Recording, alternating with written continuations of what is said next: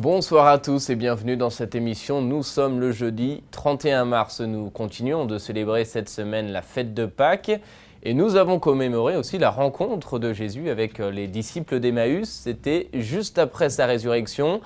Pour célébrer cet événement, de nombreux chrétiens se sont rassemblés pour une messe dans la basilique d'Emmaüs près de Jérusalem. Les caméras de la custodie de Terre Sainte y sont rentrées pour filmer. On regarde. Après s'être assis à table avec eux, il prit le pain, dit la bénédiction, le rompit et le leur donna. À ce moment-là, leurs yeux s'ouvrirent et ils le reconnurent. Ce passage biblique raconté par l'évangéliste Luc décrit la rencontre de Jésus avec les disciples d'Emmaüs après sa résurrection.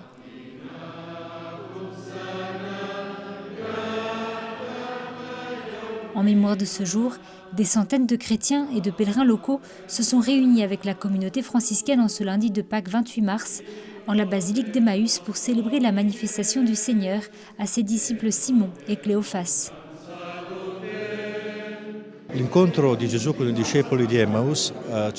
La rencontre de Jésus avec les disciples d'Emmaüs révèle une réalité importante. D'abord, un Jésus ressuscité que nous ne sommes pas toujours en mesure de reconnaître, comme les deux disciples, mais qui se révèle peu à peu dans l'explication des Écritures et, surtout, à la fraction du pain.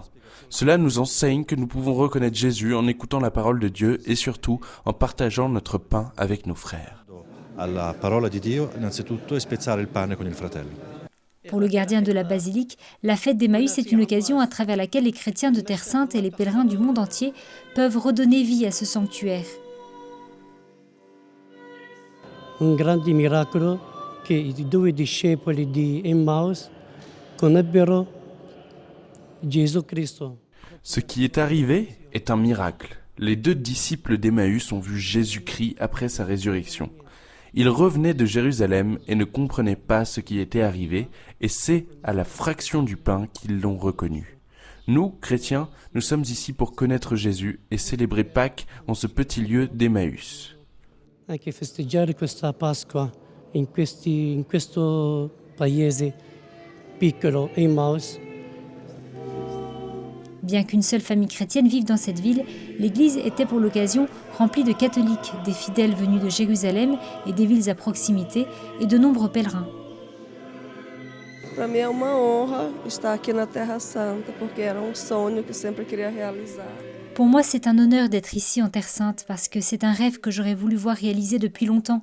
Et c'est merveilleux pour moi de me savoir ici dans l'église construite pour commémorer ces deux voyageurs qui ont été en compagnie de Jésus, du Seigneur, après la résurrection.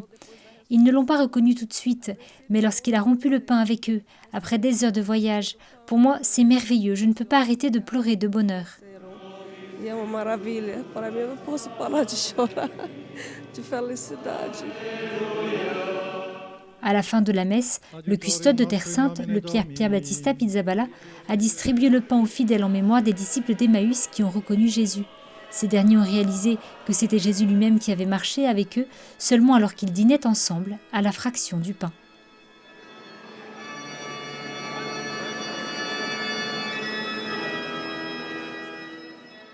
Elle est très attendue, elle sortira la semaine prochaine. L'exhortation apostolique post-synodale du pape François sur la famille sera rendue publique le 8 avril prochain. C'est un texte qui s'intitule « Amoris Laetitia, la joie de l'amour ». Il porte donc sur l'amour dans la famille. Le document fait près de 200 pages. Il est l'aboutissement des deux synodes sur la famille réunis en octobre 2014 et 2015. L'exhortation est de nature essentiellement pastorale. Elle sera disponible en plusieurs langues, dont le français. Nous vous parlions hier de la réponse catholique liée aux déclarations sur la doctrine de la découverte et sur les droits des peuples autochtones.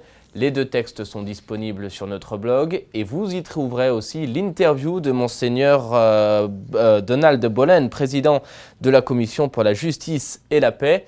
Il réagit aux appels à l'action de la Commission de vérité et réconciliation. C'est la fin de cette émission. Merci de l'avoir suivi. Je vous souhaite à tous une très belle soirée. À bientôt.